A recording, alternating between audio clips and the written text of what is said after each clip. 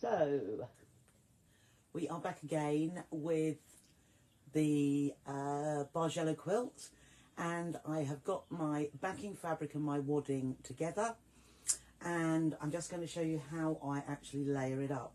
So underneath my Bargello I have thermolam wadding. I like to use thermolam because it keeps my quilt beautifully flat.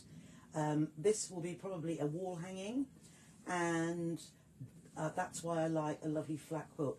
If I were going to be making a bed quilt, I would more than likely use 80/20 or the bamboo cotton wadding, because that's more snuggly, whereas this gives me a nice flat neat finish. So I've placed my wadding down first of all, and then I've placed the actual topper, the Bargello work, onto the top, and I've smoothed it out, having pressed it earlier, and I've just smoothed that out really well on the top of wadding. But what I do like to do is use my 505 fabric adhesive spray.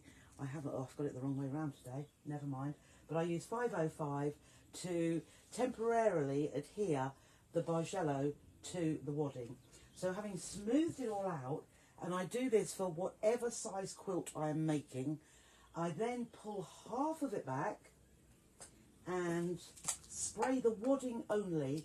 I never spray the fabric, so I like to do it in pulsing presses as well, rather than spray. So I keep pumping, and you don't need that much. So having sprayed half of it, I would then lay it back, and from the middle I'm holding the edge up, but from the middle I'm pushing out onto that glue, just so that I get a nice smooth bond. I don't want any wrinkles in there. I want that to be very, very smooth.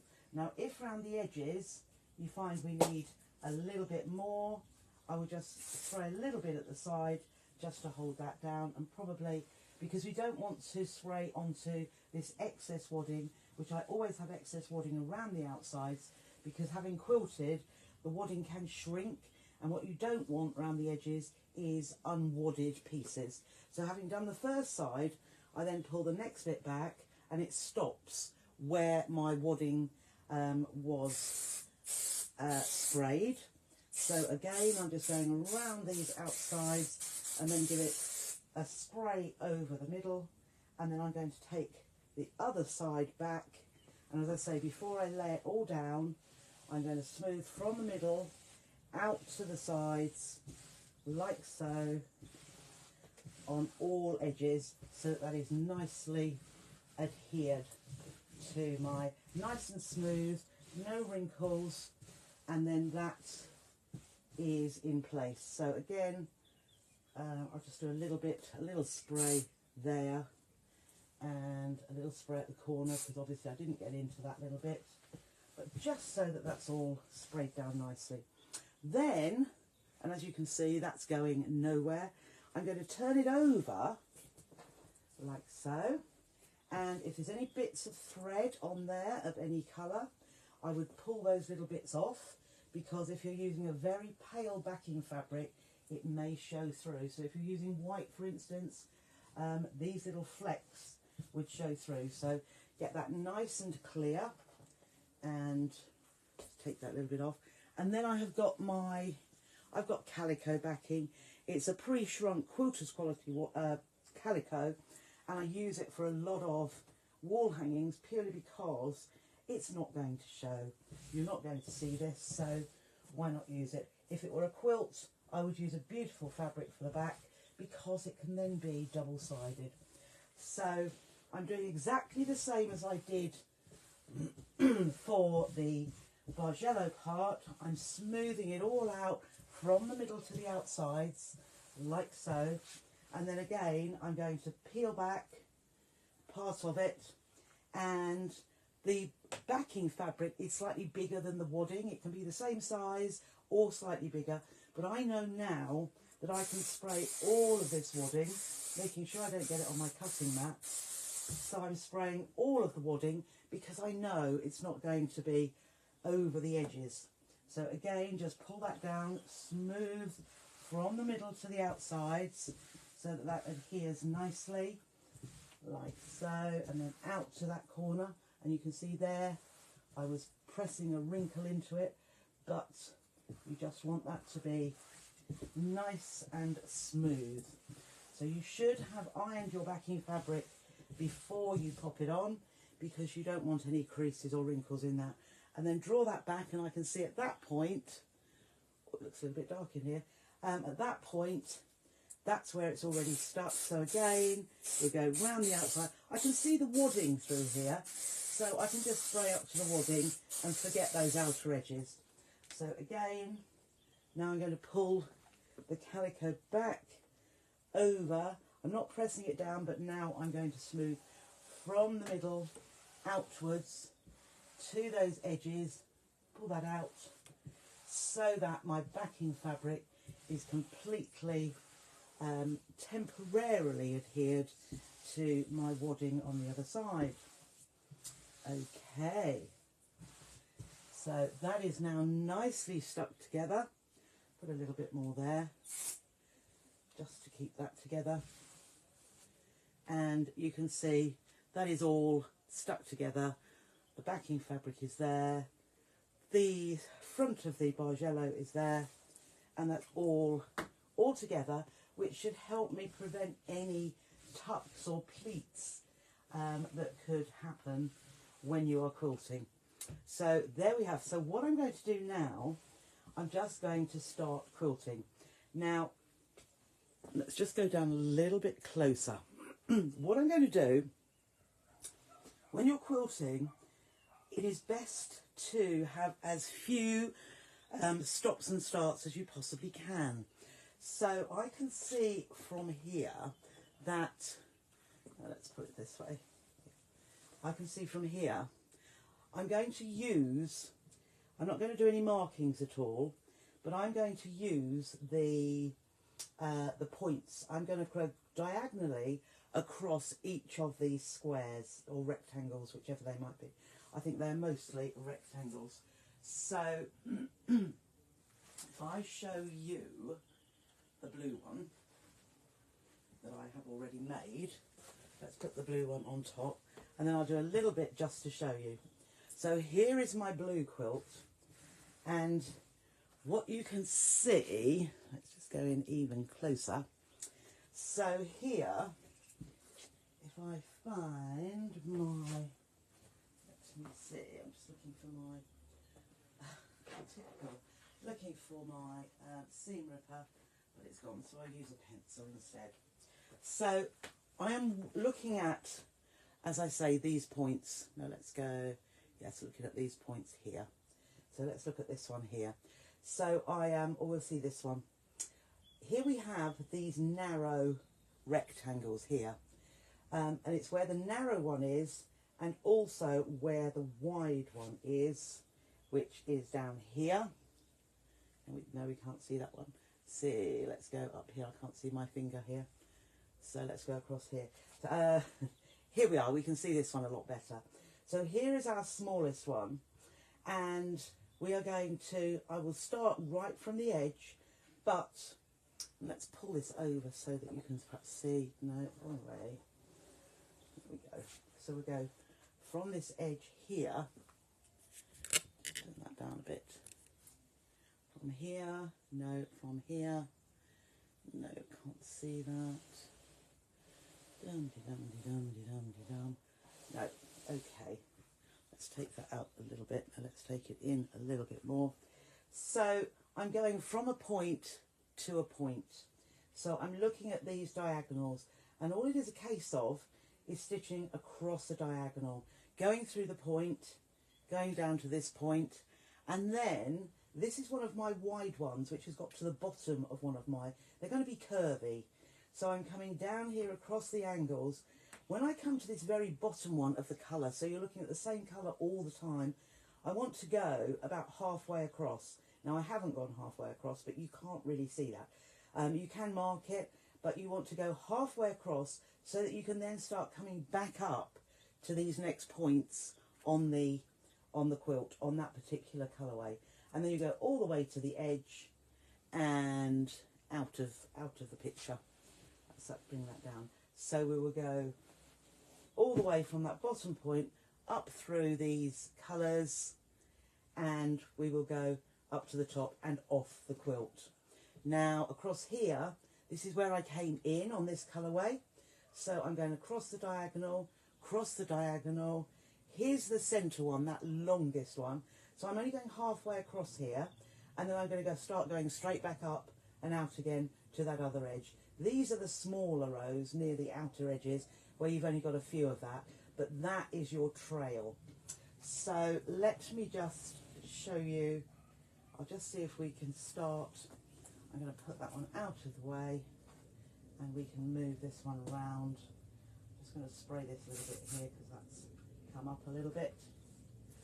Okay, so I am going to move this over to, you can have a look at my very messy craft area, and we'll put the pad onto, oh, a bit floppy on here, oops, so let's just straighten that up. Okay, that's going down hopefully to the machine there. Right, we're on the machine. It's very bright in here today because the sun's shining. I'm just going to open this door because it's getting warm in here. So let's take the quilt over to the machine and we'll see where we can go. So what I'm going to do, you can feel the rest of my quilt is here. I'm going to roll that up because that is, it's not in the way, but I'm just going to roll that to the side. And I'm going to start on these red ones. So I'm going to start at the edge, and I'm going to come down here, down to my smallest one, and then I can start going up again here. So when you're quilting, always turn your stitch length up. I'm doing about a 3. You can do 3.5 as well. It's a good idea. I should probably use a coordinating thread. I'm actually going to use a silver grey because it works for practically everything. And I should use a creamy one, but I won't rethread just for that. So I'm going to start at this point here. So I'm going to put my, and also I should say, pop your walking foot on. Now I'm using a Juki 2200 QVP Mini, and I don't find it a problem with Thermolam using a not using a walking foot, but I should put it on. You will get a much better result if you do. So I've got my, you can see it rolled up here on my chest, and I'm just going to start stitching, and I'm going to eyeball from this diagonal to this one.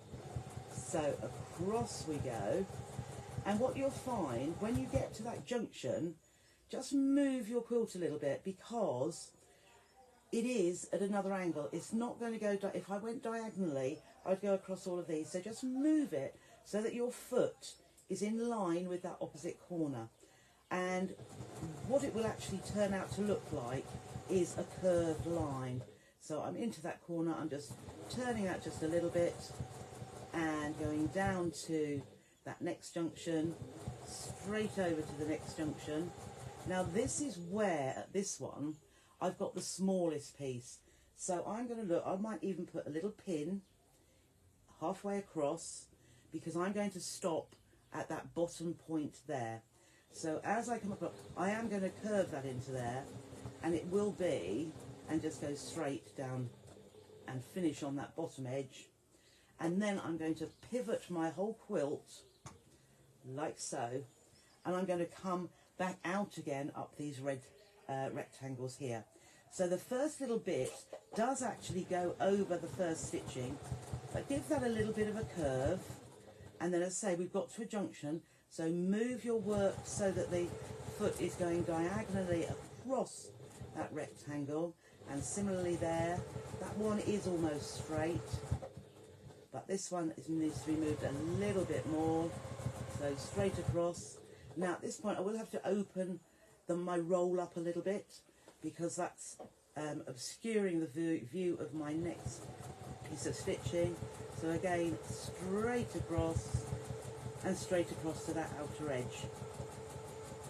Now I've just started anywhere, now I can cut the thread because what I have here is a continuous line of sewing, if you can just see, and it shows up pretty well purely because I'm using a contrast thread to what the actual quilt is. It would look lovely putting a red thread through all of these as well, but it's entirely up to you what you do. So I'm going to move this around again, and this time I'm going to I'm going to start at the one, so I'm going to roll my excess up again just so it's not in the way, and I'm going to start on the next one here just so you can see 2 rows of quilting next to each other. So I'll pop that thread out of the way. So all these threads at the edge are all going to be trimmed off once it's bound or before we bind it, but again I'm just going to start. Now I should have started because that, oh, now that is wrong, because, didn't notice that, because I have, this would be an absolutely continuous line, I have got this weave pattern here. So this one I would actually want to start in the middle, and I haven't done, and I can't see where my, oh, it must be in the other room, my seam unripper. Let's just take the pin out of here. So what I will do, I'll take this out. This is what happens when you do an impromptu live.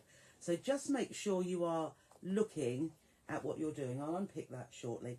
But what we can do, I'll go to this one over here, this next one along, because that one is going down to a point, and then it's coming back out here up to that corner. But where you have, so this particular one, this weave pattern, this you can start at this edge, come all the way down here and down here to the smallest point. Then you're going to come up these ones here, up here, and it's halfway point on this one. Then you can come back down here. So this is probably one of the main ones, down to the smallest point and up through these to the outside edge. So that is one continuous right from the side right through to the other side. So it's only these shorter ones where you can start at that corner point, the diagonal. So that's what I'll do with this one here. So I'm just going across this light beigey into those corners and straight across, and I'm moving now here. I've got my shortest, my thinnest rectangle, so I'm going to go down to that centre point. So I'm definitely moving my machine just so that I can go to that midpoint. And this is what gives the quilt, there we are, the troughs and peaks, by having different widths of fabric that you've cut, or when the strips have been stitched across or cut across. These give your troughs and your peaks. So I've gone into the middle of that narrow one, and then I'm going to come out, and as I say, I am going over some of those stitches from the previous part. I've got to an intersection, so I'm going to move my foot so that I can go, so that the foot is pointing diagonally up to the opposite diagonal corner, and we will go straight across there, and then again over to this, the other diagonal there, and then we'll move it once more because I'm going over to this corner point of the quilt. Okay, so just to show you what I mean, we have it here. So that is where I started, and I came down here, and you can see that. So I would now just carry on. I'll go down this red one and then up here. Now the red one was the one that came to a point at the top where you need to go halfway across and then carry on down. Then I go down to the next one until it's all quilted. It's these smaller ones at the bottom here. So this colour here, where you'll just go halfway to this point because it's the top, and then you'll just carry on down here as well. So I am going to leave you to do your own There's Tony. Now, why is this not... oh, it's a little bit loose. Whoops, now that's loosening it up even more. And, oh, that's better. That screw came undone. So, a bit of a wreck this morning, I'm afraid. But, hello. Is the bamboo more expensive? Yes. The Thermolam is £6.50 a metre. It is 36 inches wide. And this actual quilt goes along that really, really well. It goes across with a little bit of spare. So it's just perfect width. So you need just over ½ a metre to be able to do that. But the bamboo is 96 inches wide. So it is nearly three times as wide. And it is, so actually inch for inch, it's probably cheaper. Bamboo is £16 a metre, I think. It is on the website, but it is beautiful, absolutely beautiful to work with, and great for hand quilting as well. So if you're not into your machine quilting and would like to give hand quilting a go, bamboo is lovely to stitch through, and nicer to stitch through. Any natural fibres are nicer to stitch through by hand than machine. So the choice is yours. I mean, it is a bigger thing. All present and correct. Lovely. That's Christine. Could you make your sections of this and together? Yeah, absolutely, Christine. You could put all four together and it will all, it will work. It will join on. If you've printed off the PDF, if you're putting more strips, you just carry on cutting those segments, and what you'll get is undulations or waves going across all of it. So yes, it would work. Afternoon, Anne. Thank you, Janet. Muscat, yes. Yes, it does. So on the back here, there is my quilting on the back. I'll give it a little press, but there's very few puckers. It hasn't moved. The very first Bargello I did many years ago was the last time before I started to use 505. I hadn't thought about using 505 at that point. I used pins, quilting pins, safety pins, which are curved, and they are great, but it doesn't give that perfect holding it all together. But the laying it out and smoothing it and then pulling it back and spraying and smoothing it again keeps it all together exactly as you wanted it to be. So 505 is my absolute go-to. Yes, I love my red. I love my red too. Yeah, my picture is back to front today. I was in a hurry and I didn't do the flip thing. So never mind, never mind. You were on Zoom. Yes, Pollyanne's joined the group. Well done, Pollyanne. So hope you've been into the group and downloaded your PDF for all of this, and perhaps try the trip around the world. But I think from yesterday's, I think you're all willing to give it a go, and I can't wait to see your makes in the group, in Sew Trisha Sews, which is the other group we have, of course, for inspiration. So I'm going to leave you to it now.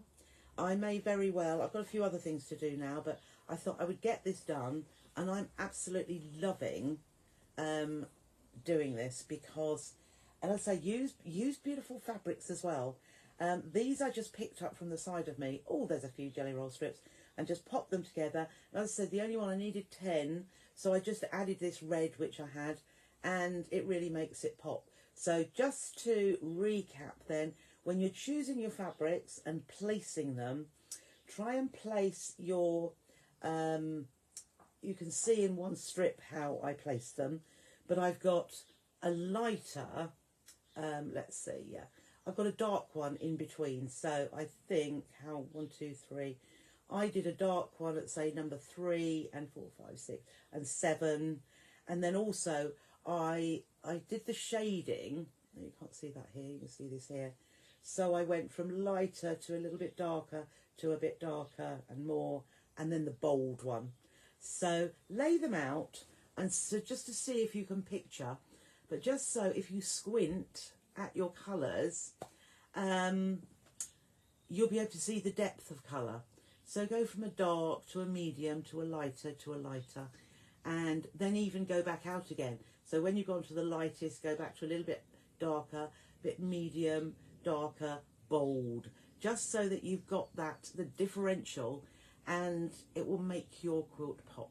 So I'm going to leave you now. Have a lovely weekend, and I'll see you next Tuesday in the group. Bye for now.